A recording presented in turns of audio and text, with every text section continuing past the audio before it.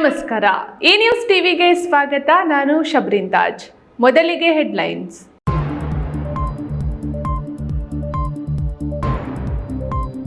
ಕಲುಷಿತ ನೀರು ಸೇವಿಸಿ ವಾಂತಿ ಭೇದಿಯಾಗಿ 54 ಮಂದಿ ಆಸ್ಪತ್ರೆಗೆ ದಾಖಲು. ಇದುವರೆಗೂ ಒಂದೇ ಗ್ರಾಮದ 6 ಸಾವು. ಕರ್ತವ್ಯ ನಿರ್ಲಕ್ಷ್ಯತೆ ತೋರಿದ ಪಿಡಿಒ ಅಮಾನತ್ತು. ಮಳೆಯಾಗುತ್ತಿದ್ದಂತೆ ಬಿತ್ತನೆ ಬೀಜ ದುಬಾರಿ. ಬೆಲೆ ಏರಿಕೆಯಿಂದ ಕಂಗಾಲಾದ ರೈತ. ಬಿತ್ತನೆ ಬೀಜ ದರ ಇಳಿಸಲು ಆಗ್ರಹ. ಪುನರಾರಂಭಗೊಂಡ ಅಮ್ಮ ಆಂಬ್ಯುಲೆನ್ಸ್ ಸೇವೆ. ರೋಗಿಗಳ ಪಾಲಿಗೆ ಸಂಜೀವಿನಿಯಾಗಿರುವ ಆಂಬ್ಯುಲೆನ್ಸ್. ಬಾಕಿ ಇರುವ ಪ್ರಕರಣ ಇತ್ಯರ್ಥಪಡಿಸಿಕೊಳ್ಳಲು ರಾಷ್ಟ್ರೀಯ ಲೋಕ ಅದಾಲತ್. ತಿಂಗಳಿರುವಾಗಲೇ ರಾಜಿ ಸಂಧಾನಕ್ಕೆ 5,000 ಅರ್ಜಿಗಳು.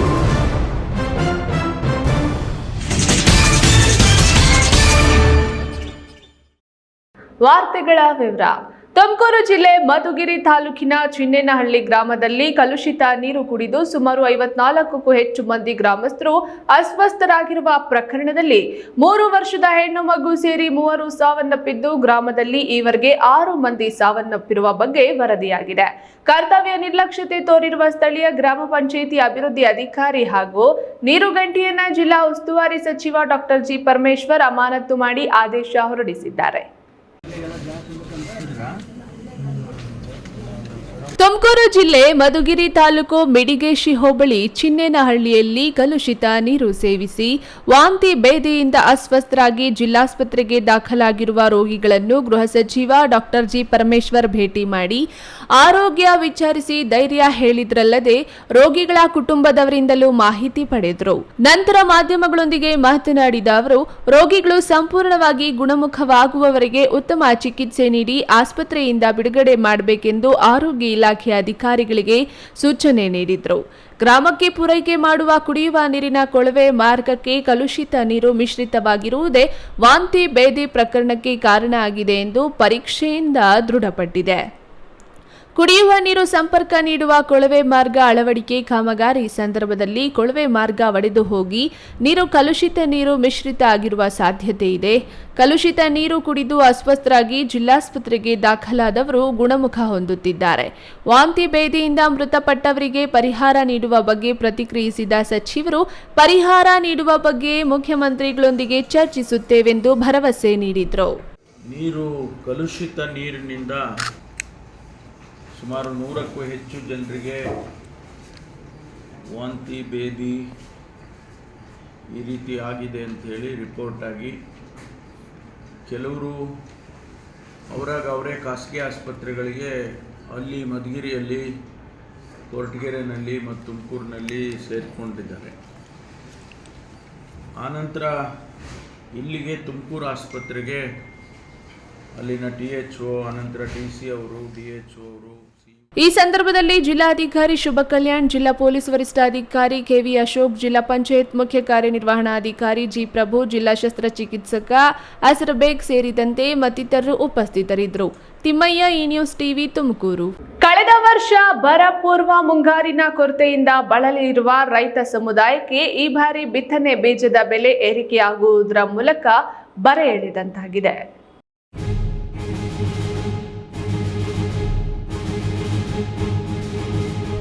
ಕಳೆದ ವರ್ಷಕ್ಕೆ ಹೋಲಿಸಿದರೆ ಈ ಬಾರಿ ಕೆಲವು ಬಿತ್ತನೆ ಬೀಜಗಳ ದರದಲ್ಲಿ ಪ್ರಮಾಣದಲ್ಲಿ ಏರಿಕೆ ಆದರೆ ಮತ್ತೆ ಕೆಲವು ಬಿತ್ತನೆ ಬೀಜಗಳು ದರ ದುಬಾರಿಯಾಗಿದೆ.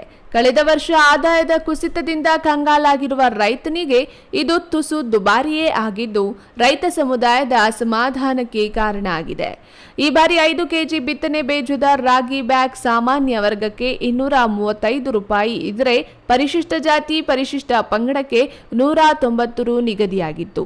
5 ಕೆಜಿ ಬಿತ್ತನೆ ಬೀಜದ ತೊಗರಿ ಬ್ಯಾಗ್ ಸಾಮಾನ್ಯ ವರ್ಗಕ್ಕೆ 765 ರು ಇದ್ರೆ ಪರಿಶಿಷ್ಟ ಜಾತಿ ಪರಿಶಿಷ್ಟ ಪಂಗಡಕ್ಕೆ 702.5 ರು ಹಾಗೂ ನೆಲಗಡಲೆ ಸಾಮಾನ್ಯ ವರ್ಗಕ್ಕೆ 2310 ರು ಇದ್ರೆ ಪರಿಶಿಷ್ಟ ಜಾತಿ ಪರಿಶಿಷ್ಟ ಪಂಗಡಕ್ಕೆ 2040 ರುಗಳನ್ನ ನಿಗದಿಯಾಗಿದೆ.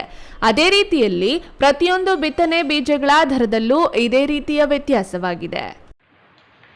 24-25 ಸಾಲಿನ ಮುಂಗಾರು ಹಂಗಾಮಿನ ಬೆಳೆ ವಿಸ್ತೀರ್ಣ ಗುರಿ ನಮ್ಮ ತಾಲೂಕಿಗೆ ಸಂಬಂಧಪಟ್ಟಂತೆ ಈ ಥರ ಇರ್ತದೆ. ಏಕದಳ ಧಾನ್ಯಗಳು ಒಟ್ಟಾರೆಯಾಗಿ ನಮಗೆ ಮೇ ಮುಖ್ಯ ಬೆಳೆಯಾಗಿ ರಾಗಿ ಇರ್ತದೆ. ದ್ವಿದಳ ಬೆಳೆಯಲ್ಲಿ ತೊಗರಿ ಮುಖ್ಯ ಬೆಳೆ ಆಗ್ತದೆ. ಎಣ್ಣೆಕಾಳು ಬೆಳೆಯಲ್ಲಿ ನೆಲಗಡಲೆ ಮುಖ್ಯ ಬೆಳೆ ಆಗ್ತದೆ. ರಾಗಿ ತಾಲೂಕಿನಾದ್ಯಂತ ಎಲ್ಲ ರೈತರು ಬಿತ್ತನೆ ಮಾಡ್ತಾರೆ. ನೆಲಗಡಲೆ ಬಂದು ಮುಖ್ಯವಾಗಿ ನಮ್ಮ ತಾಲೂಕಿನ ಉತ್ತೂರು ಹೋಬಳಿಯಲ್ಲಿ ಹೆಚ್ಚಾಗಿ ಬಿತ್ತನೆ ಮಾಡುತ್ತಾರೆ. ಇನ್ನು ನಮಗೆ ರಾಗಿ ಏಕದಳ ಧಾನ್ಯ ಒಟ್ಟು ಗುರಿ ನಮ್ಮದು 13,732 ಹೆಕ್ಟೇರ್ ಇರ್ತದೆ. ಇದರಲ್ಲಿ ಸಿಂಹಪಾಲು ಬಂದು ರಾಗಿ ಬಂದು 13,427 ಹೆಕ್ಟೇರ್ ಗುರಿ ಇರ್ತದೆ. ಬೇಸಾಯ ಮಾಡಬೇಕೋ ಬೇಡವೋ ಎಂದು ಚಿಂತೆ ಮಾಡುವಂತಾಗಿದೆ. ಗೊಬ್ಬರ, ಬಿತ್ತನೆ ಬೀಜ, ಕೂಲಿ ಹೀಗೆ ಎಲ್ಲ ಕೃಷಿ ವೆಚ್ಚಗಳು ಹೆಚ್ಚಾಗ್ತಿವೆ. ಆದರೆ ಅದರಿಂದ ಬರುವ ಆದಾಯ ಮಾತ್ರ ಹೆಚ್ಚಾಗುತ್ತಿಲ್ಲ. ಸರ್ಕಾರ ಈ ಬಗ್ಗೆ ಗಮನ ಹರಿಸಿ ಬಿತ್ತನೆ ಬೀಜ, ರಸಗೊಬ್ಬರಗಳ ದರ ಕಡಿಮೆ ಮಾಡಿಸಬೇಕು. ಹೀಗಾದ್ರೆ ರೈತರು ಏನು ಮಾಡಬೇಕು? ತಕ್ಷಣವೇ ಸರ್ಕಾರಗಳು ಸೂಕ್ತ ಕ್ರಮ ಕೈಗೊಂಡು ಬಿತ್ತನೆ ಬೀಜದ ಬೆಲೆ ಇಳಿಸಬೇಕೆಂದು ರೈತರು ಅಳಲು ತೋಡಿಕೊಂಡಿದ್ದಾರೆ. ಇವತ್ತು ರಾಜ್ಯ ಸರ್ಕಾರ ರೈತರ ತಲೆ ಮೇಲೆ ಬರೆ ಎಳೆದಿದೆ.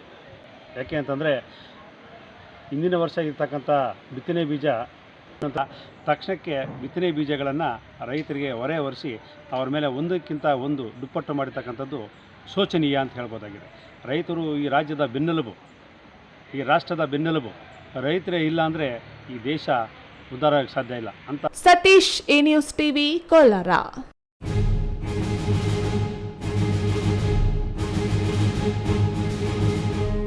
ಬಡ ರೋಗಿಗಳ ಪಾಲಿಗೆ ವರವಾಗಿದ್ದ ಅಮ್ಮ ಆಂಬ್ಯುಲೆನ್ಸ್ ಚುನಾವಣಾ ನೀತಿ ಸಂಹಿತೆ ಹಿನ್ನೆಲೆಯಲ್ಲಿ ಕಳೆದ 3 ತಿಂಗಳಿಂದ ಆಂಬ್ಯುಲೆನ್ಸ್ ಸೇವೆಯನ್ನ ಸ್ಥಗಿತಗೊಳಿಸಲಾಗಿದ್ದು, ಚುನಾವಣಾ ನೀತಿ ಸಂಹಿತೆ ತೆರವಾಗ್ತಿದ್ದಂತೆ ಶಾಸಕ ಪ್ರದೀಪ್ ಈಶ್ವರ್ ಅವರ ಅಮ್ಮ ಆಂಬ್ಯುಲೆನ್ಸ್ ಪುನಃ ಸಾರ್ವಜನಿಕರ ಸೇವೆಗೆ ಲಭ್ಯವಾಗಿದೆ.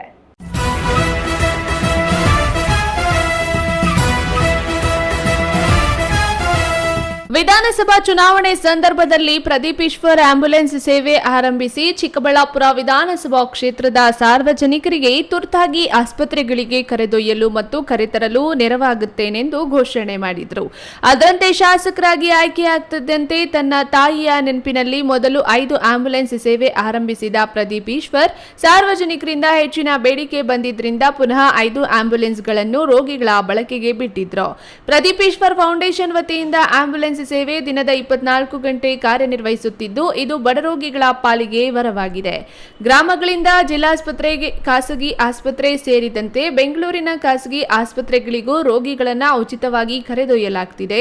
ದಿನದ 24 ಗಂಟೆಯೂ 10 ಆಂಬ್ಯುಲೆನ್ಸ್ಗಳು ಕಾರ್ಯನಿರ್ವಹಿಸುತ್ತಿದ್ದು, ಇದುವರೆಗೂ 1,000ಕ್ಕೂ ಹೆಚ್ಚು ಜನ ಇದರ ಪ್ರಯೋಜನವನ್ನ ಪಡೆದುಕೊಂಡಿದ್ದು, ಹಲವರ ಜೀವ ಉಳಿದಿದೆ.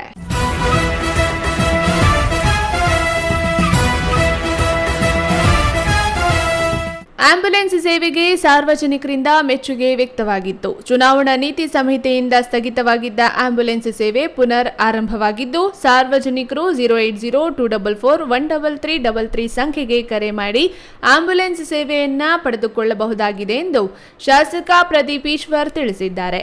ಕ್ಯಾಮರಾಮನ್ ಅಂಬರೀಶ್ ಜೊತೆ KS ನಾರಾಯಣಸ್ವಾಮಿ, ಈ ನ್ಯೂಸ್ ಟಿವಿ, ಚಿಕ್ಕಬಳ್ಳಾಪುರ. ಇದೀಗ ವಿರಾಮದ ನಂತರ ಈ ನ್ಯೂಸ್ ಟಿವಿ ಮುಂದುವರಿಯುತ್ತದೆ. ಈಗ ಒಂದು 4 ವರ್ಷದ ಕೆಳಗೆ ನನ್ನ ಗ್ಯಾಸ್ ಟ್ರಬಲ್ ಶುರು ಆಗಿತ್ತು. ಹೊಟ್ಟೆ ನೋವು, ಎದೆ ನೋವು, ಮಸಲ್ಸ್ ನೋವು ತಿಳ್ಕೊಳಕ್ 10 ಪರೀಕ್ಷೆಗಳು. ಒಂದಿನ ಟಿವಿ ನೋಡ್ತಾ ಇದ್ದೆ. ಹೊಟ್ಟೆಗೆ ಬರ್ತಕ್ಕಂತ 180 ಸಮಸ್ಯೆಗಳಿಗೂ ರಾಮಬಾಣವಾಗಿ ಅಮೃತ ಬಿಂದು ಇದೆ. ನಾನು ಅಮೃತ ಬಿಂದು ತಗೊಳಕ್ ಶುರು ಮಾಡಿದಾಗಿಂದ ಆರಾಮಾಗಿದ್ದೀನಿ. ಪಾಪ್ಕಾರ್ನ್ ಬೆಳೆಯುವ ರೈತರಿಗೆ ಸಂತಸದ ಸುದ್ದಿ. ಅಧಿಕ ಇಳುವರಿ, ಅಧಿಕ ದರ ಬರುವ ಬೇಡಿಕೆಯುಳ್ಳ ಅಮೆರಿಕನ್ ಹೈಬ್ರಿಡ್ W2037 ಪಾಪ್ಕಾರ್ನ್ ಬಿತ್ತನೆ ಬೀಜ ನಾಟಿ ಮಾಡಿ 1 ಎಕರೆಗೆ 25 ರಿಂದ 30 ಕ್ವಿಂಟಾಲ್ ಇಳುವರಿ ಪಡೆಯಿರಿ. ಅಮೆರಿಕ ದೇಶದಿಂದ ಆಮದು ಮಾಡಿಕೊಂಡು ಪೆರೆಸಂದ್ರದ ಎಸಲೆಂಟ್ ಟ್ರೇಡರ್ಸ್ ಹೈಬ್ರಿಡ್ ಪಾಪ್ಕಾರ್ನ್ ಬೀಜಗಳನ್ನು ಮಾರಾಟ ಮಾಡುತ್ತಿದೆ. ಅಧಿಕ ಇಳುವರಿ ಜೊತೆಗೆ ಉತ್ತಮ ಬೆಲೆ, ಬಿತ್ತನೆ ಬೀಜ ಖರೀದಿಸಿದ ರೈತರಿಂದ ಫಸಲನ್ನು ನಾವೇ ಖರೀದಿಸುತ್ತೇವೆ. ವಿರಾಮದ ನಂತರ ಈ ನ್ಯೂಸ್ ಟಿವಿಗೆ ಸ್ವಾಗತ. ಬಾಕಿ ಇರುವ ಪ್ರಕರಣಗಳನ್ನು ಇತ್ಯರ್ಥಪಡಿಸಿಕೊಳ್ಳಲು ಇಚ್ಛಿಸಿದ್ದಲ್ಲಿ ಮುಂಚಿತವಾಗಿ ಸಂಬಂಧಪಟ್ಟ ಜಿಲ್ಲಾ ಕಾನೂನು ಸೇವೆಗಳ ಪ್ರಾಧಿಕಾರ ಹಾಗೂ ತಾಲೂಕು ಕಾನೂನು ಸೇವಾ ಸಮಿತಿಗಳನ್ನು ಸಂಪರ್ಕಿಸಿ ಬಗೆಹರಿಸಿಕೊಳ್ಳಲು ಜಿಲ್ಲೆಯ ಎಲ್ಲ ನ್ಯಾಯಾಲಯಗಳಲ್ಲೂ ಜುಲೈ 13ರಂದು ಜನತಾ ನ್ಯಾಯಾಲಯ ನಡೆಸಲಾಗುವುದೆಂದು ಜಿಲ್ಲಾ ಕಾನೂನು ಸೇವೆಗಳ ಪ್ರಾಧಿಕಾರದ ಅಧ್ಯಕ್ಷ ನ್ಯಾಯಮೂರ್ತಿ GA ಮಂಜುನಾಥ್ ತಿಳಿಸಿದರು.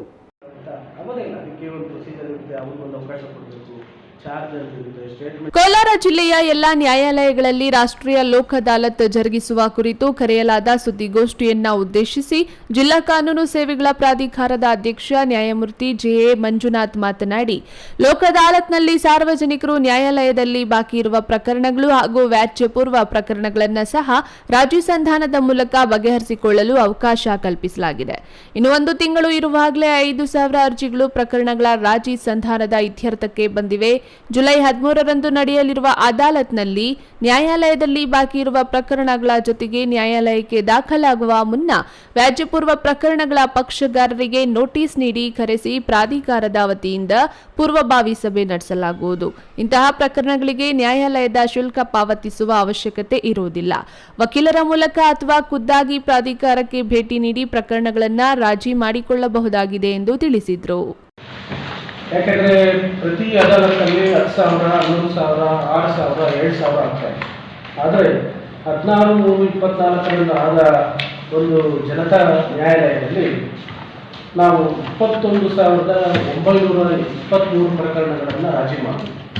ಇದರಲ್ಲಿ ಇನ್ನೂ ಮೆಚ್ಚಬೇಕಾದ ಅಂಶ ಏನಪ್ಪ ಅಂದರೆ, ಈ 21,973 ಪ್ರಕರಣಗಳಲ್ಲಿ ನ್ಯಾಯಾಲಯದಲ್ಲಿ ಪೆಂಡಿಂಗ್ ಕೇಸಸ್ ಅನ್ನ ನಾವು 10,013 ಕೇಸ್ಗಳನ್ನು ನಾವು ತೀರ್ಮಾನ ಮಾಡಿದ್ವಿ. ನಮಗೆ ನ್ಯಾಯಾಧೀಶರು ಯಾವಾಗಲೂ ಖುಷಿ ಪಡೋದು ಅಂತ ವಿಚಾರ ಏನಪ್ಪ. ಸಭೆಯಲ್ಲಿ ಜಿಲ್ಲಾ ಕಾನೂನು ಸೇವೆಗಳ ಪ್ರಾಧಿಕಾರದ ಸದಸ್ಯ ಕಾರ್ಯದರ್ಶಿ ಹಾಗೂ ಹಿರಿಯ ಸಿವಿಲ್ ನ್ಯಾಯಾಧೀಶರಾದ ಸುನೀಲ್ ಎಸ್ ಹಸಮನಿ ಸೇರಿದಂತೆ ಮತ್ತಿತರರು ಉಪಸ್ಥಿತರಿದ್ದರು. Satish, news TV, Kolar. ಬ್ಯಾಂಕುಗಳ ಮೂಲಕ ಸಾಲ ಪಡೆದು ವಿವಿಧ ಆರ್ಥಿಕ ಚಟುವಟಿಕೆಗಳಲ್ಲಿ ತೊಡಗಿಕೊಂಡಿರುವ ಸ್ವಸಹಾಯ ಗುಂಪುಗಳು ರಚನೆಯಾದ ನಂತರದ ವರ್ಷಗಳಲ್ಲಿ ಸಮಾಜದಲ್ಲಿ ಹಲವು ಸಕಾರಾತ್ಮಕ ಬದಲಾವಣೆಗಳು ಆಗಿವೆ. ಮಹಿಳಾ ಸಬಲೀಕರಣ ಮತ್ತು ಆರ್ಥಿಕ ಸ್ವಾವಲಂಬನೆ ದೃಷ್ಟಿಯಿಂದ ಇದು ಮಹತ್ತರ ಬೆಳವಣಿಗೆ ಎಂದು ಜಿಲ್ಲಾಧಿಕಾರಿ ಪಿಎನ್ ರವೀಂದ್ರ ತಿಳಿಸಿದರು. ಚಿಕ್ಕಬಳ್ಳಾಪುರ ಜಿಲ್ಲಾಡಳಿತ ಭವನದಲ್ಲಿ ಜಿಲ್ಲಾ ಮಾರ್ಗದರ್ಶಿ ಬ್ಯಾಂಕ್, ಕೆನರಾ ಬ್ಯಾಂಕ್, ಜಿಲ್ಲಾಡಳಿತ ಮತ್ತು ಜಿಲ್ಲಾ ಪಂಚಾಯತ್ ಸಹಯೋಗದಲ್ಲಿ ಸ್ವಸಹಾಯ ಗುಂಪುಗಳಿಗೆ ಆರ್ಥಿಕ ಸಾಕ್ಷರತೆ ಅರಿವು ಮತ್ತು ಸಾಲ ವಿತರಣಾ ಕಾರ್ಯಕ್ರಮವನ್ನು ಡಿಸಿ ರವೀಂದ್ರ ಉದ್ಘಾಟಿಸಿ ಮಾತನಾಡಿ, 2022-23 ಮತ್ತು 2023-24ನೇ ಸಾಲಿನಲ್ಲಿ PMFMEA ಯೋಜನೆಯಡಿ ಹಪ್ಪಳ, ಸಂಡಿಗೆ, ಸಾಂಬಾರ್ ಪುಡಿ, ಉಪ್ಪಿನಕಾಯಿ, ಶುದ್ಧ ಅಡುಗೆ ಎಣ್ಣೆ ಇನ್ನಿತರೆ ಆಹಾರೋತ್ಪನ್ನ ಚಟುವಟಿಕೆಗಳಿಗಾಗಿ ಸ್ವಸಹಾಯ ಗುಂಪಿನ ಸದಸ್ಯರಿಗೆ 40,000 ರೂಪಾಯಿಯಂತೆ ಶೇಕಡಾ 6 ಬಡ್ಡಿ ದರದಲ್ಲಿ 335 ಫಲಾನುಭವಿಗಳಿಗೆ ಒಟ್ಟು ಮೊತ್ತ 1.34 ಕೋಟಿ ಅನುದಾನ ಬಿಡುಗಡೆ ಮಾಡಲಾಗಿದೆ. ಜಿಲ್ಲೆಯಲ್ಲಿನ ಕೆಲವು ಸ್ವಸಹಾಯ ಗುಂಪುಗಳು ಸರ್ಕಾರಿ ಬ್ಯಾಂಕುಗಳಿಂದ ಸಾಲ ಪಡೆದು ಗುಣಮಟ್ಟದ ವಿವಿಧ ಆಹಾರೋತ್ಪನ್ನಗಳನ್ನು ತಯಾರಿಸುತ್ತಿದ್ದು, ಅವುಗಳು ರಾಜ್ಯ, ರಾಷ್ಟ್ರ ಮಾತ್ರ ಅಲ್ಲದೆ ಅಂತಾರಾಷ್ಟ್ರೀಯ ಮಟ್ಟದಲ್ಲಿಯೂ ಕೆಲವು ಉತ್ಪನ್ನಗಳು ಗಮನ ಸೆಳೆದಿವೆ. ಇದು ಜಿಲ್ಲೆಯ ಸ್ವಸಹಾಯ ಗುಂಪುಗಳ ಪರಿಶ್ರಮ, ಕ್ರಿಯಾಶೀಲತೆ ಮತ್ತು ಸಾಧನೆಗೆ ಸಾಕ್ಷಿಯಾಗಿದ್ದು, ಈ ಸಾಧನೆಯನ್ನ ಜಿಲ್ಲಾಡಳಿತ ಪ್ರಶಂಸಿಸುತ್ತಿದೆ ಎಂದರು. ಪ್ರಾರಂಭದ ದಿನಗಳಲ್ಲಾದ್ರೆ ನಮ್ಮ ಹುಡುಗನನ್ನ ಶಾಲೆಗೆ ಸೇರಿಸಬೇಕು, ನಮ್ಮ ಹುಡುಗಿನ ಶಾಲೆಗೆ ಸೇರಿಸಬೇಕು, ಫೀಸ್ ಕಟ್ಟಲಿಕ್ಕೆ ದುಡ್ಡು ಕೊಡ್ರಿ ಅಂದ್ರೂ ಕೂಡ ನಾಳೆ ಬನ್ನಿ, ನಾಡದು ಬನ್ನಿ ಅಂತ ಹೇಳ್ತಕ್ಕಂಥ ಮನೋಭಾವ. ಆಯ್ತು, ನಾನು ಹಣ ಕೊಡ್ತೀನಿ, ಯಾವಾಗ ವಾಪಸ್ ಕೊಡ್ತೀರಾ, ಅಥವಾ ಎಷ್ಟು ಹಣವನ್ನು ಸೇರಿಸಿ ನನಗೆ ಮರುಪಾವತಿ ಮಾಡ್ತೀರಾ, ಅಥವಾ ನಮ್ಮ ಜಮೀನುಗಳಲ್ಲಿ ಏನಾದ್ರು ಬಂದು ನೀವು ಕೆಲಸ ಮಾಡ್ತೀರಾ, ಈ ಹಣವನ್ನು ಹೆಂಗೆ ನೀವು ಸರಿಹೊಂದಿಸ್ತೀರಿ, ಈ ಥರ ನೂರಾರು ಪ್ರಶ್ನೆಗಳನ್ನ ನೀವು ಕೇಳಕ್ ಹೋದಾಗ ನೂರಾರು ಪ್ರಶ್ನೆಗಳನ್ನು ನೀವು ಎದುರಿಸಿದ್ದೀರಾ. ಅಂತ ಸಂದರ್ಭಗಳಲ್ಲಿ ನಿಮ್ಮ ಮನೋಬಲ ಅಂತಕ್ಕಂಥದ್ದು ಕುಗ್ಗೋಗಿದೆ. ನಾನು ಇನ್ನೊಮ್ಮೆ ನಾವು ಯಾರನ್ನ ಕೇಳೋದು ಬೇಡಪ್ಪ ಅನ್ನೋ ಒಂದು ಪರಿಸ್ಥಿತಿಗೂ ಕೂಡ ನೀವು ಒಂದು ಕಾಲಕ್ಕೆ ಹೋಗಿದ್ದೀರಾ. ಅಂತ ಪರಿಸ್ಥಿತಿಗಳಲ್ಲಿ ನಮ್ಮ ಮಕ್ಕಳಿಗೆ ಶಿಕ್ಷಣ ಕೊಡ್ಸೋಕ್ಕೂ ಕೂಡ, ಫೀಸ್ ಕಟ್ಟಲಿಕ್ಕೂ ಕೂಡ ಹಣ ಇಲ್ಲದಂತ ಸಂದರ್ಭದಲ್ಲಿ ದೊಡ್ಡ ದೊಡ್ಡ ಪ್ರತಿಷ್ಠಿತ ಶಾಲೆಗಳಿಗೆ ಸೇರಿಸಬೇಕಾದ್ರೆ ಅಥವಾ ಬೇರೆ ಕಾಲೇಜುಗಳಿಗೆ ಸೇರಿಸಬೇಕಾದ್ರೆ ಇನ್ನೊಬ್ಬರ ಸಹಾಯ ಪಡ್ಕೊಳ್ಳಲಿಕ್ಕೆ ನೀವೆಲ್ಲರೂ ಕೂಡ ಅಂಗಲಾಚಿದ್ದೀರಾ. ಇದೇ ಸಂದರ್ಭದಲ್ಲಿ ಜಿಲ್ಲೆಯಲ್ಲಿ ಉತ್ತಮವಾಗಿ ಕಾರ್ಯನಿರ್ವಹಿಸಿದ ಮತ್ತು ನಿಗದಿತ ಕಾಲಮಿತಿಯೊಳಗೆ ಸಾಲವನ್ನ ಮರುಪಾವತಿಸಿದ ಸ್ವಸಹಾಯ ಗುಂಪುಗಳನ್ನು ಸನ್ಮಾನಿಸಲಾಯಿತು. ವಿವಿಧ ಸ್ವಸಹಾಯ ಗುಂಪುಗಳಿಗೆ ಸಾಲದ ಚೆಕ್ಕುಗಳನ್ನು ವಿತರಿಸಲಾಯಿತು. ಕೆನರಾ ವಿದ್ಯಾಜ್ಯೋತಿ ಯೋಜನೆಯಡಿ ಶಾಲಾ ಮಕ್ಕಳಿಗೆ ವಿದ್ಯಾರ್ಥಿ ವೇತನ ನೀಡಲಾಯಿತು. ಗ್ರಾಮೀಣ ಪ್ರದೇಶಗಳಲ್ಲಿ ಆರ್ಥಿಕ ಸಾಕ್ಷರತೆಗೆ ಉತ್ತಮವಾಗಿ ಶ್ರಮಿಸಿ ಕ್ರಿಯಾಶೀಲತೆಯಿಂದ ಕಾರ್ಯನಿರ್ವಹಿಸಿ ರಾಷ್ಟ್ರ ಮಟ್ಟದಲ್ಲಿ ಗಮನ ಸೆಳೆದ ಚಿಕ್ಕಬಳ್ಳಾಪುರ ಆರ್ಥಿಕ ಸಾಕ್ಷರತಾ ಕೇಂದ್ರಕ್ಕೆ ನೆನಪಿನ ಕಾಣಿಕೆ ವಿತರಿಸಿ ಅಭಿನಂದಿಸಲಾಯಿತು. ಈ ವೇಳೆ ಕೆನರಾ ಬ್ಯಾಂಕ್ ಬೆಂಗಳೂರು ವೃತ್ತದ ಮಹಾಪ್ರಬಂಧಕ ಮಹೇಶ್ ಎಂ ಪೈ, ಅಪರ ಜಿಲ್ಲಾಧಿಕಾರಿ ಡಾಕ್ಟರ್ ಎನ್ ತಿಪ್ಪೇಸ್ವಾಮಿ, ಜಿಲ್ಲಾ ಪಂಚಾಯತ್ ಮುಖ್ಯ ಕಾರ್ಯನಿರ್ವಹಣಾಧಿಕಾರಿ ಪ್ರಕಾಶ್ ಜಿಟಿ ದಿಟ್ಟಾಲಿ, ಅಪರ ಜಿಲ್ಲಾಧಿಕಾರಿ ಡಾಕ್ಟರ್ ಎನ್ ತಿಪ್ಪೇಸ್ವಾಮಿ, ಜಿಲ್ಲಾ ಪಂಚಾಯತ್ ಯೋಜನಾ ನಿರ್ದೇಶಕ ಈಶ್ವರಯ್ಯ, ಕೆನರಾ ಬ್ಯಾಂಕ್ ಕೋಲಾರ ವೃತ್ತದ ಸಹಾಯಕ ಪ್ರಧಾನ ಪ್ರಬಂಧಕ ಅಶೋಕ್ ಕುಮಾರ್ ಸೇರಿದಂತೆ ಮತ್ತಿತರರು ಉಪಸ್ಥಿತರಿದ್ದರು. ಕ್ಯಾಮರಾಮನ್ ಅಂಬರೀಶ್ ಜೊತೆ ಕೆಎಸ್ ನಾರಾಯಣಸ್ವಾಮಿ, ಈ ನ್ಯೂಸ್ ಟಿವಿ, ಚಿಕ್ಕಬಳ್ಳಾಪುರ. ಕಳಪೆ ಹಾಗೂ ಅರೆಬರೆ ಕಾಮಗಾರಿಯಿಂದ ಜಮೀನುಗಳಿಗೆ ನೀರು ನುಗ್ಗಿ ಜೋಳ ಮತ್ತು ತೊಗರಿ ಬೆಳೆ ಹಾಳು ಮಾಡಿದೆ ಎಂದು ರೈತರು ದೂರಿದ್ದಾರೆ. ಚಿಕ್ಕಬಳ್ಳಾಪುರ ತಾಲೂಕಿನ ಪೋಷೆಟ್ಟಹಳ್ಳಿ ಸರ್ಕಲ್ ಬದಿಯಲ್ಲಿರುವ ಜಮೀನುಗಳಿಗೆ ಕಳಪೆ ಕಾಮಗಾರಿಯಿಂದ ಮಳೆ ನೀರು ಜಮೀನುಗಳಿಗೆ ನುಗ್ಗಿ ಬೆಳೆ ಹಾಳು ಮಾಡಿದೆ ಎಂದು ಸ್ಥಳೀಯರು ಆಕ್ರೋಶ ವ್ಯಕ್ತಪಡಿಸಿದರು. ಜಮೀನು ಮಾಲೀಕ ಲಕ್ಷ್ಮೀನಾರಾಯಣ ಮಾತನಾಡಿ, ಪೋಷೆಟ್ಟಹಳ್ಳಿ ಸರ್ಕಲ್ನಲ್ಲಿ ರಸ್ತೆ ಮತ್ತು ಚರಂಡಿ ಕಾಮಗಾರಿ ನಡೆಯುತ್ತಿದ್ದು, ಸರ್ಕಲ್ನಲ್ಲಿ ಚರಂಡಿ ಮಾಡುವಾಗ ಒಂದೆರಡು ಕಂಬ ಅಡ್ಡ ಇತ್ತು. ಆ ಜಾಗಗಳಲ್ಲಿ ಬಿಟ್ಟು ಉಳಿದ ಜಾಗದಲ್ಲಿ ಚರಂಡಿ ಮಾಡಿದ್ರು. ಕಂಬಗಳನ್ನು ಸ್ಥಳಾಂತರಿಸಿದ ಮೇಲೆ ಚರಂಡಿಗಳನ್ನು ಪೂರ್ಣಗೊಳಿಸಿದೆ. ಬೇಜವಾಬ್ದಾರಿ ಹಾಗೆ ಬಿಡಲಾಗಿದೆ. ಇದರಿಂದಾಗಿ ಮಳೆಗೆ ಬಿದ್ದ ನೀರೆಲ್ಲ ಇಲ್ಲೇ ಪಕ್ಕದಲ್ಲಿರುವ ನಮ್ಮ ಜಮೀನಿಗೆ ಬಂದು ಜೋಳ ಮತ್ತು ತೊಗರಿ ಬೆಳೆ ಹಾಳು ಮಾಡಿದೆ. ಕಾಮಗಾರಿ ಮಾಡ್ತಿರುವವರ ಬೇಜವಾಬ್ದಾರಿತನದಿಂದ ಬೆಳೆ ಹಾಳಾಗಿದೆ. ಇನ್ನಾದರೂ ಸಂಬಂಧಪಟ್ಟ ಅಧಿಕಾರಿಗಳು ಮತ್ತು ಜನಪ್ರತಿನಿಧಿಗಳು ಇತ್ತ ಗಮನ ಹರಿಸಿ ಸರಿಯಾದ ರೀತಿಯಲ್ಲಿ ಕಾಮಗಾರಿ ನೆರವೇರಿಸಲು ಮುಂದಾಗಬೇಕೆಂದು ಮನವಿ ಮಾಡಿದರು. ಗ್ರಾಮ ಪಂಚಾಯತಿಯಿಂದ ಮಾತಾಡ್ತಾ ಪೋಷೆಟ್ಟಹಳ್ಳಿ ಸರ್ಕಲ್ನಿಂದ ಇಲ್ಲಿ ಪೋಷೆಟ್ಟಹಳ್ಳಿ ಸರ್ಕಲಲ್ಲಿ NH7 ಅವರು ಇದು ಮಾಡಿರೋಂಥ ಇದರಲ್ಲಿ ಸರಿಯಾದ ಕಾಮಗಾರಿ ಸರಿಯಾಗಿ ಇದು ಮಾಡಿಲ್ಲ.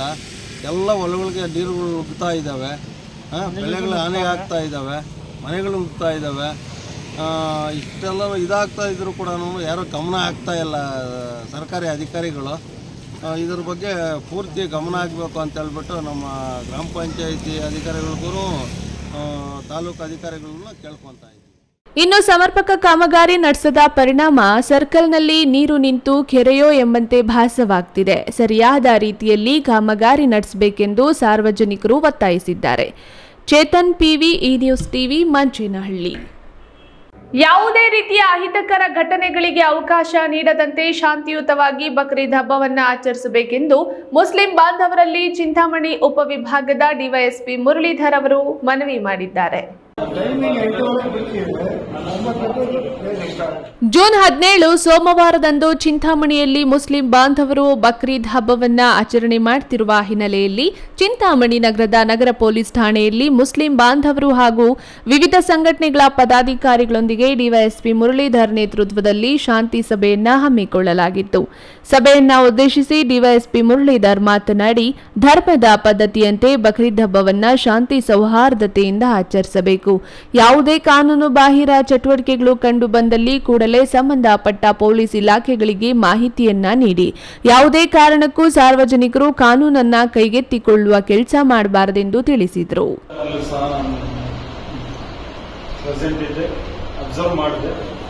ಕೆಲವೊಂದು ನ್ಯೂನತೆಗಳು ಕಂಡು ಬಂತು.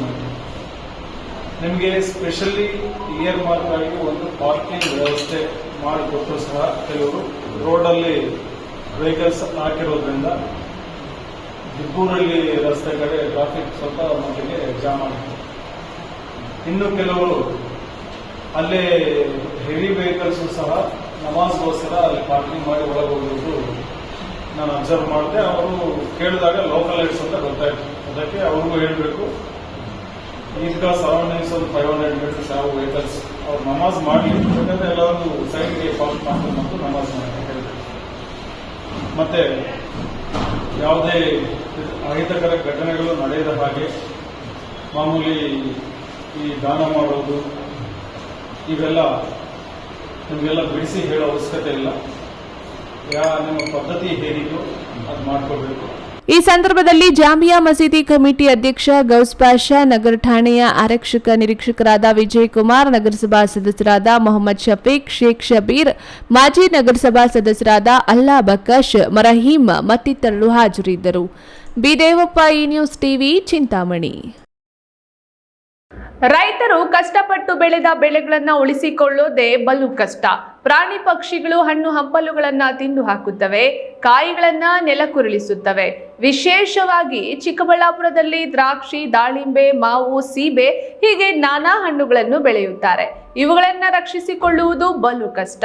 ಇಲ್ಲೊಬ್ಬ ಅನಕ್ಷರಸ್ಥ ವ್ಯಕ್ತಿ ರೈತರಿಗೆ ಉಪಯುಕ್ತವಾದಂತಹ ದೊಡ್ಡ ಮಟ್ಟದಲ್ಲಿ ಶಬ್ದ ಮಾಡುವ ಗನ್ನನ್ನ ಮಾರಾಟ ಮಾಡುತ್ತಿದ್ದು ಇದು ಎಲ್ಲರ ಗಮನ ಸೆಳೆದಿದೆ. ಭಾರತದ ಬಹುಭಾಗ ರೈತರ ಕೃಷಿ ಚಟುವಟಿಕೆಯಿಂದ ಕೂಡಿದೆ. ಅದಕ್ಕೆ ಬೇಕಾದ ಕೃಷಿ ಸಲಕರಣೆಗಳು ತಾಂತ್ರಿಕತೆಯಿಂದಲೇ ಹೊರಬರುತ್ತಿರುತ್ತದೆ. ನೂತನ ಕೃಷಿ ತಂತ್ರಗಳನ್ನು ಅಭಿವೃದ್ಧಿಪಡಿಸಿ ಬಿಡುಗಡೆ ಮಾಡಿದ್ದಾರೆ. ಇದೆಲ್ಲವೂ ದೊಡ್ಡ ದೊಡ್ಡ ಕಂಪನಿಗಳು ಹೊರತರುತ್ತವೆ. ಆದರೆ ಇಲ್ಲೊಬ್ಬ ಅನಕ್ಷರಸ್ಥ ಬಹು ಸರಳವಾಗಿ ಕೃಷಿ ಬೆಳೆಗಳನ್ನು ಪ್ರಾಣಿ ಪಕ್ಷಿಗಳಿಂದ ರಕ್ಷಿಸಿಕೊಳ್ಳಲು ಸರಳ ತಂತ್ರಜ್ಞಾನ ಉಪಯೋಗಿಸಿ ಹೊರತಂದಿರುವ ಸಿಂಪಲ್ ಗನ್ ಕೊಂಡುಕೊಳ್ಳಲು ರೈತರು ಸುತ್ತುವರೆದು ಖರೀದಿಸುತ್ತಿದ್ದರು. ಈ ವೆಪನ್ ಯಾವ ಸ್ಫೋಟಕ ವಸ್ತುಗಳನ್ನು ಬಳಸಿ ಸಿಡಿಸುವಂತಿಲ್ಲ, ಕೇವಲ ಕಾರ್ಪೆಟ್ ಪೌಡರ್ ಕಲ್ಲುಗಳಿಗೆ ಬಳಸಿ ಅಪಾರ ಶಬ್ದ ಬರುವಂತೆ ಮಾಡಿದ್ದಾರೆ. ಇಂತಹ ಪ್ರಯೋಗಗಳು ನಮ್ಮ ರೈತರು ಮಾಡಿ ಬಳಸುತ್ತಿದ್ರು. ಮಾರುಕಟ್ಟೆಗೆ ತಂದು ಎಲ್ಲರೂ ಸಿಗುವಂತೆ ಮಾಡಿಲ್ಲ. ಚಿಕ್ಕಬಳ್ಳಾಪುರ ನಗರದ ಎಂಜಿ ರಸ್ತೆಯಲ್ಲಿ ಮಹಾರಾಷ್ಟ್ರದ ಅನಕ್ಷರಸ್ಥನೊಬ್ಬನ ಫ್ಯಾಮಿಲಿ ಮಾರಾಟ ಮಾಡುತ್ತಿದ್ದು ವಿಶೇಷವಾಗಿ ಕಂಡುಬರುತ್ತಿತ್ತು. ಇದೊಂದು ಸಿಂಪಲ್ ಆದ ಯಂತ್ರವಾಗಿದ್ರೂ ದೂರದ ಊರಿಂದ ಭಾಷೆ ಗೊತ್ತಿಲ್ಲದ ವ್ಯಕ್ತಿಯೊಬ್ಬ ಅಕ್ಷರಸ್ಥರಿರುವ ಊರಲ್ಲಿ ಇಂಥದ್ದೊಂದು ಸರಳ ಯಂತ್ರವನ್ನ ಮಾರಾಟ ಮಾಡ್ತಿರುವುದು ವಿಶೇಷ ಎನಿಸಿದ್ದು ನಿಮ್ಮ ಮುಂದೆ ಇಡುತ್ತಿದ್ದೇವೆ. ನೀವು ಕೊಂಡು ಹೋಗಿ ನಿಮ್ಮ ಕೃಷಿ ವಾಣಿಜ್ಯ ಬೆಳೆಗಳನ್ನ ರಕ್ಷಿಸಿಕೊಳ್ಳಿ. ಕ್ಯಾಮರಾಮನ್ ಅಮರೀಶ್ ಜೊತೆ K S Narayanaswamy, news TV, Chikkaballapur. Bakrid ಹಬ್ಬವನ್ನು ಶಾಂತಿ ಸೌಹಾರ್ದತೆಯಿಂದ ಆಚರಿಸಲು ಕಾನೂನು ಸುವ್ಯವಸ್ಥೆಗಳನ್ನ ಕಾಪಾಡುವಂತಾಗಬೇಕು. ಸಮಾಜದಲ್ಲಿ ಯಾರಿಗೂ ತೊಂದರೆಯಾಗದಂತೆ, ಶಾಂತಿಗೆ ಭಂಗ ಉಂಟಾಗದಂತೆ ಕಾಪಾಡಬೇಕಾಗಿರುವುದು ಪ್ರತಿಯೊಬ್ಬರ ಪ್ರಮುಖ ಜವಾಬ್ದಾರಿಯಾಗಿದೆ ಎಂದು ಜಿಲ್ಲಾಧಿಕಾರಿ ಅಕ್ರಮ್ ಪಾಷಾ ತಿಳಿಸಿದರು. ಕೋಲಾರ ನಗರದ ಶತಶೃಂಗ ಪೊಲೀಸ್ ಭವನದಲ್ಲಿ ಬಕ್ರೀದ್ ಹಬ್ಬದ ಪ್ರಯುಕ್ತ ಕರೆದಿದ್ದ ಜಿಲ್ಲಾ ಶಾಂತಿ ಸೌಹಾರ್ದತೆ ಸಭೆಯಲ್ಲಿ ಜಿಲ್ಲಾ ಅಧಿಕಾರಿ ಅಕ್ರಮ್ ಪಾಷಾ ಮಾತನಾಡಿ, ಕಾನೂನು ಬಾಹಿರ ಕೃತ್ಯಗಳಿಗೆ ಅವಕಾಶ ನೀಡದಂತೆ ಕಾನೂನು ಸುವ್ಯವಸ್ಥೆಗಳನ್ನು ಗೌರವಿಸಬೇಕು. ಸರ್ಕಾರದ ನಿಯಮಗಳನ್ನು, ಪೊಲೀಸ್ ಇಲಾಖೆಯ ಆದೇಶಗಳನ್ನು ಪ್ರತಿಯೊಬ್ಬರು ಪಾಲಿಸುವುದು ಆದ್ಯ ಕರ್ತವ್ಯವಾಗಿದ್ದು ಎಲ್ಲರೂ ಸಹಕಾರ ನೀಡಬೇಕೆಂದು ಮನವಿ ಮಾಡಿದರು. ಬಕ್ರೀದ್ ಹಬ್ಬದ ಆಚರಣೆಯಲ್ಲಿನ ಬಲಿದಾನಗಳು ಮಾಡುವ ಸಂದರ್ಭದಲ್ಲಿ ಶುಚಿತ್ವ, ಸ್ವಚ್ಛತೆ ಸೇರಿದಂತೆ ಕೆಲವು ನಿಬಂಧನೆಗಳನ್ನು ಪಾಲನೆ ಮಾಡಬೇಕು. ತ್ಯಾಜ್ಯಗಳನ್ನು ಎಲ್ಲೆಂದರಲ್ಲಿ ಎಸೆಯದೆ ನಿಗದಿತ ಸ್ಥಳದಲ್ಲಿ ವಿಲೇವಾರಿ ಮಾಡಲು ನಗರಸಭೆ ವಾಹನಗಳು ಪ್ರತಿಯೊಂದು ವಾರ್ಡಿಗೆ ಬರಲಿದೆ. ಅದರಲ್ಲಿ ತ್ಯಾಜ್ಯವನ್ನ ಹಾಕುವ ಮೂಲಕ ನಗರದಲ್ಲಿ ಸ್ವಚ್ಛತೆಗೆ ಸಹಕಾರ ನೀಡಬೇಕೆಂದು ಹೇಳಿದರು. ಈ ಬಲಿದಾನವನ್ನು ಕೊಟ್ಟಾಗ ತಾವುಗಳು ಅದನ್ನು ಏನು ಮುನ್ಸಿಪಾಲಿಟೀಸ್ ಇರ್ಬೋದು, ಬೇರೆ ಬೇರೆ ಕಾನೂನುಗಳಿರ್ಬೋದು, ಅವರು ಸಹ ಕೆಲವು ನಿರ್ಬಂಧಗಳನ್ನು ಹಾಕಿರ್ತಾರೆ. ಅದೆಲ್ಲನೂ ಸಹ ಪಾಲನೆ ಮಾಡಬೇಕಾಗುತ್ತೆ. ಪ್ರಮುಖವಾಗಿ ನಾವು ಕ್ಲೀನಿನೆಸ್ ಬಗ್ಗೆ ಹೆಚ್ಚು ಒತ್ತನ್ನು ನೀಡಬೇಕು. ನಾವು ಶುಚಿತ್ವದ ಬಗ್ಗೆ ಹೆಚ್ಚು ಒತ್ತನ್ನು ನೀಡಬೇಕು. ನಾವೇನು ಮಾಡ್ತೀವಿ, ನಮ್ಮ ಅವತ್ತಿನ ದಿವಸ ನಾವು ಬಲಿದಾನವನ್ನು ಕೊಟ್ಟ ನಂತರ ನಮ್ಗೆ ಏನಿದೆ ಅದನ್ನು ಆದಮೇಲೆ ತೆಗೆದು ನಾವು ಚರಂಡಿಯಲ್ಲಿ ಹಾಕುವಂಥದ್ದು ಅಥವಾ ಬೇರೆಯವ್ರ ಮನೆ ಮುಂದೆ ಹಾಕುವಂಥದ್ದು, ರಸ್ತೆಗಳಲ್ಲಿ ಹಾಕುವಂಥ ಕೆಲಸ ಆಗುತ್ತೆ. ಆ ರೀತಿ ಆಗಬಾರ್ದು. ಸೊ ನಾವು ಈ ಒಂದು ಕ್ಲೀನಿನೆಸ್ ಬಗ್ಗೆ ಹೆಚ್ಚು ಒತ್ತನ್ನು ಕೊಡಬೇಕು. ನಾವೆಲ್ಲ ಎಚ್ಚರ ವಹಿಸಬೇಕು. ನಮ್ಮ ಮನೆ ಯಾವ ರೀತಿ ಕ್ಲೀನಾಗಿ ಇಟ್ಕೊಳ್ತೀವಿ, ಇಡೀ ನಗರವನ್ನು ಆ ರೀತಿ ನಾವು ಕ್ಲೀನಾಗಿ ಇಟ್ಕೊಳ್ಳೋದಕ್ಕೆ ಪ್ರಯತ್ನವನ್ನು ಪಡಬೇಕು. ಜಿಲ್ಲಾ ಪೊಲೀಸ್ ವರಿಷ್ಠಾಧಿಕಾರಿ ನಾರಾಯಣ ಎಂ ಮಾತನಾಡಿ, ಕೋಲಾರ ಬದಲಾವಣೆ ಆಗಬೇಕು, ಹಳೆಯದಾಗೋಗಿ ಹೊಸದು ಕಾಣುವಂತಾಗಬೇಕು. ನಗರದಲ್ಲಿ ಸ್ವಚ್ಛತೆ, ಸೌಂದರ್ಯವನ್ನ ಕಾಪಾಡಬೇಕು. ಕಾನೂನು ಬಾಹಿರ ಚಟುವಟಿಕೆಗಳು ನಿಯಂತ್ರಿಸುವಂತಾಗಬೇಕು. ಶಾಂತಿ ಸುವ್ಯವಸ್ಥೆಗಳು ಕಾಪಾಡುವಂತಾಗಬೇಕು. ಪೊಲೀಸ್ ಇಲಾಖೆಯ ಜೊತೆಗೆ ಸಾರ್ವಜನಿಕ ಮುಖಂಡರು ಕೈ ಜೋಡಿಸಿ ಸಹಕಾರ ನೀಡುವಂತಾಗಬೇಕೆಂದರು. ಈ ಸಂದರ್ಭದಲ್ಲಿ ಎಎಸ್ಪಿ ಜಗದೀಶ್, ಡಿವೈಎಸ್ಪಿ ನಾಗ್ತೆ, ನಗರಸಭೆ ಪೌರಾಯುಕ್ತ ಶಿವಾನಂದ್, ಅಂಜುಮಾನ್ ಸಂಸ್ಥೆಯ ಅಧ್ಯಕ್ಷ ಜಮೀರ್ ಪಾಷಾ ಹಾಜರಿದ್ದರು. Satish, news TV, Kolar. ಇಲ್ಲಿ ಪ್ರಮುಖವಾದಂಥ ವಿಚಾರ, ಹಸಿರೀಕರಣಕ್ಕೆ ಒತ್ತು ನೀಡಿದಾಗ ಮಾತ್ರ ಭವಿಷ್ಯದ ಪೀಳಿಗೆಗೆ ಉತ್ತಮ ಪರಿಸರವನ್ನ ನೀಡಬಹುದೆಂದು ನಿಸರ್ಗ ಪ್ರಿಯಾಮೂರ್ತಿ ಹೇಳಿದರು. ಕೊಡ್ರಿ ಅವ್ರಿಗೂ, ಇಲ್ಲ ಹಿಡ್ಕೊಳ್ರಿ ನೀವು. ಪರಿಸರ ಜಾಗೃತಿಗೆ ಗಿಡ ನೆಡುವಿಕೆ, ಸಾರ್ವಜನಿಕರಿಗೆ ಸುಮಾರು 100ಕ್ಕೂ ಅಧಿಕ ಸಸಿ ವಿತರಣೆ, ಹಲವು ಆವರಣದಲ್ಲಿ ಸಸಿ ನೆಟ್ಟು ಸಾರ್ಥಕತೆ ಈ ಎಲ್ಲಾ ದೃಶ್ಯ ಕಂಡು ಬಂದಿದ್ದು ನೆಲಮಂಗಲ ತಾಲೂಕಿನ ತ್ಯಾಮಗೊಂಡ್ಲು ಹೋಬಳಿಯ ಶ್ರೀ ಭುವನೇಶ್ವರಿ ಸಂವಿಧಾನ ಶಿಲ್ಪಿ ಅಂಬೇಡ್ಕರ್ ವೃತ್ತದಲ್ಲಿ. ವಿಶ್ವ ಪರಿಸರ ದಿನಾಚರಣೆ ಜೊತೆ ನಿಸರ್ಗ ಪ್ರಿಯ ಮೂರ್ತಿ ಅವರು ಸಾರ್ಥಕ ಹುಟ್ಟುಹಬ್ಬವನ್ನ ತ್ಯಾಮಗೊಂಡ್ಲುವಿನಲ್ಲಿ ಆಚರಿಸಿಕೊಂಡರು. ನಿಸರ್ಗ ಪ್ರಿಯ ಮೂರ್ತಿ ಮಾತನಾಡಿ, ಕೆರೆಯ ಅಂಗಳ ಸೇರಿದಂತೆ ಪ್ರತಿಯೊಬ್ಬರು ತಮ್ಮ ಮನೆಯ ಹಿಂದೆ ಕೈ ತೋಟಗಳಲ್ಲಿ ವಿವಿಧ ಸಸಿಗಳನ್ನು ನೆಡುವ ಮೂಲಕ ಅರ್ಥಪೂರ್ಣ ವಿಶ್ವ ಪರಿಸರ ದಿನಾಚರಣೆ ಮಾಡಿ ಊರಿನಲ್ಲಿ ಆಡಂಬರ ಬಿಟ್ಟು ಪರಿಸರದ ಕಡೆ ಗಮನ ಕೊಡಿ. ನಮ್ಮ ಸಂಸ್ಥೆ ಆವರಣದಲ್ಲೇ ಹಸಿರೀಕರಣಕ್ಕೆ ಮಹತ್ವ ನೀಡಿದ್ದೇವೆ. ಹುಟ್ಟುಹಬ್ಬದ ಜೊತೆ ಪರಿಸರದ ಸಂದೇಶ ಸಾರಿದ್ದೇವೆ ಎಂದರು. ಈ ಸಂದರ್ಭದಲ್ಲಿ ಎನ್ಪಿಎ ಮಾಜಿ ನಿರ್ದೇಶಕ ಅಂಜನ್ ಮೂರ್ತಿ, ಗ್ರಾಮ ಪಂಚಾಯಿತಿ ಸದಸ್ಯ ಆರಿಫ್, ಗ್ರಾಮ ಪಂಚಾಯಿತಿ ಮಾಜಿ ಅಧ್ಯಕ್ಷ ವಾಸುದೇವ್ ಮೂರ್ತಿ, ನರಸಿಂಹಮೂರ್ತಿ, ಪುಳ್ಳಗಯ್ಯ ಸೇರಿದಂತೆ ಮತ್ತಿತರರು ಹಾಜರಿದ್ದರು. Ramprasad, KRE news TV, Nelamangala.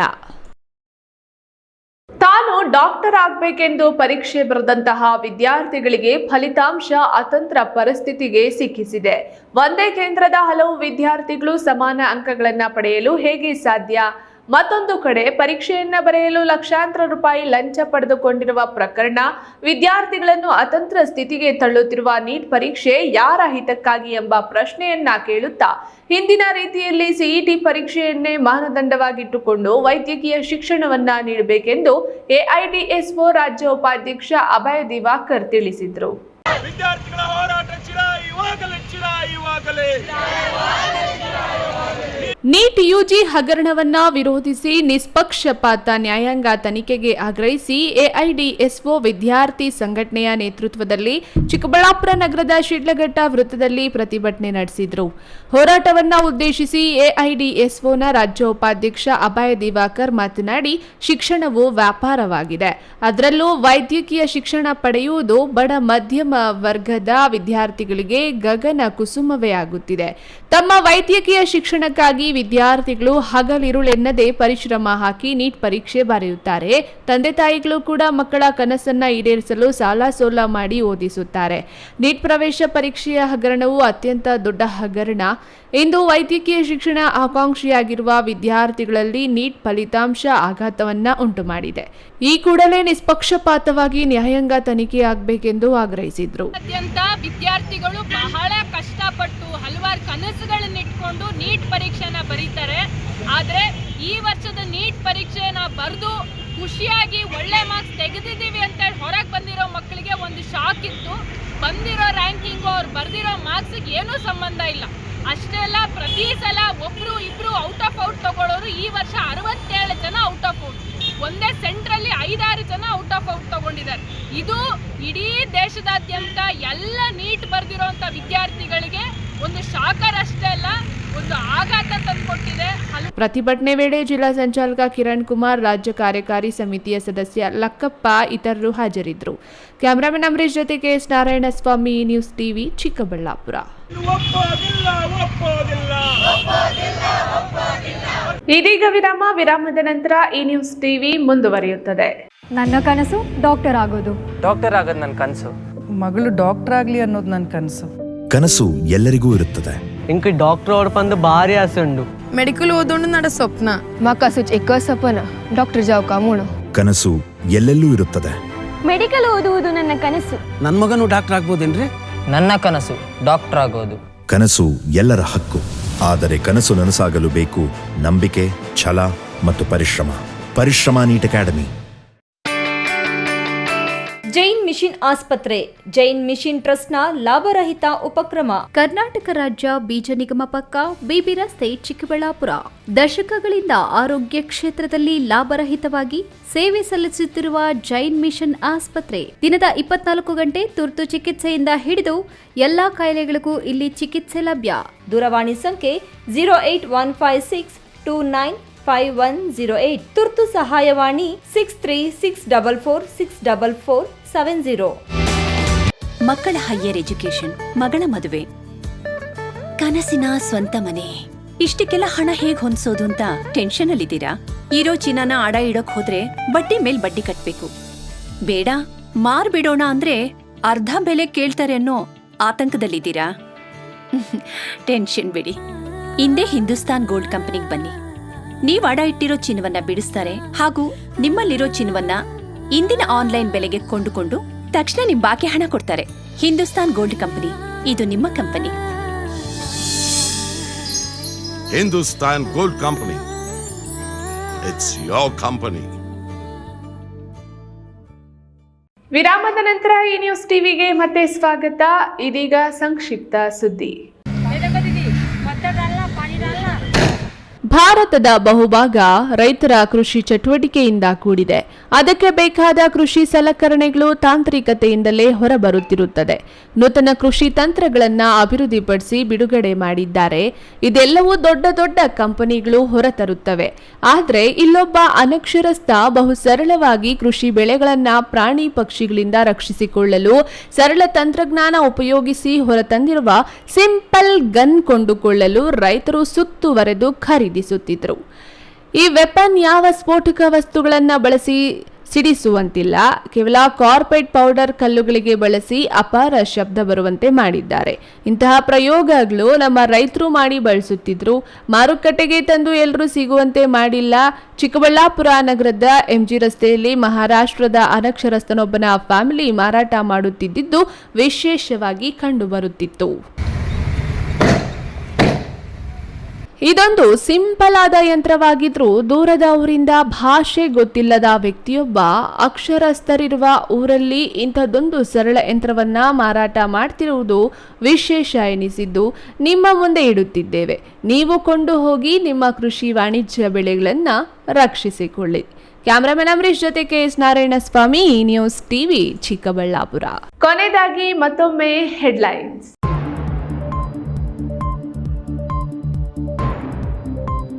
ಕಲುಷಿತ ನೀರು ಸೇವಿಸಿ ವಾಂತಿ ಭೇದಿಯಾಗಿ 54 ಮಂದಿ ಆಸ್ಪತ್ರೆಗೆ ದಾಖಲು. ಇದುವರೆಗೂ ಒಂದೇ ಗ್ರಾಮದ 6 ಸಾವು. ಕರ್ತವ್ಯ ನಿರ್ಲಕ್ಷ್ಯತೆ ತೋರಿದ ಪಿಡಿಒ ಅಮಾನತ್ತು.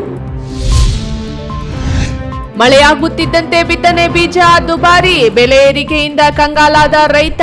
ಬಿತ್ತನೆ ಬೀಜ ದರ ಇಳಿಸಲು ಆಗ್ರಹ. ಪುನರಾರಂಭಗೊಂಡ ಅಮ್ಮ ಆಂಬ್ಯುಲೆನ್ಸ್ ಸೇವೆ. ರೋಗಿಗಳ ಪಾಲಿಗೆ ಸಂಜೀವಿನಿಯಾಗಿರುವ ಆಂಬ್ಯುಲೆನ್ಸ್. ಬಾಕಿ ಇರುವ ಪ್ರಕರಣ ಇತ್ಯರ್ಥಪಡಿಸಿಕೊಳ್ಳಲು ರಾಷ್ಟ್ರೀಯ ಲೋಕ್ ಅದಾಲತ್. ತಿಂಗಳಿರುವಾಗಲೇ ರಾಜಿ ಸಂಧಾನಕ್ಕೆ 5,000 ಅರ್ಜಿಗಳು. ದಿನನಿತ್ಯದ ಸುದ್ದಿ ಸ್ವಾರಸ್ಯಕ್ಕಾಗಿ ತಪ್ಪದೆ ವೀಕ್ಷಿಸಿ ಈ ನ್ಯೂಸ್ ಟಿವಿ.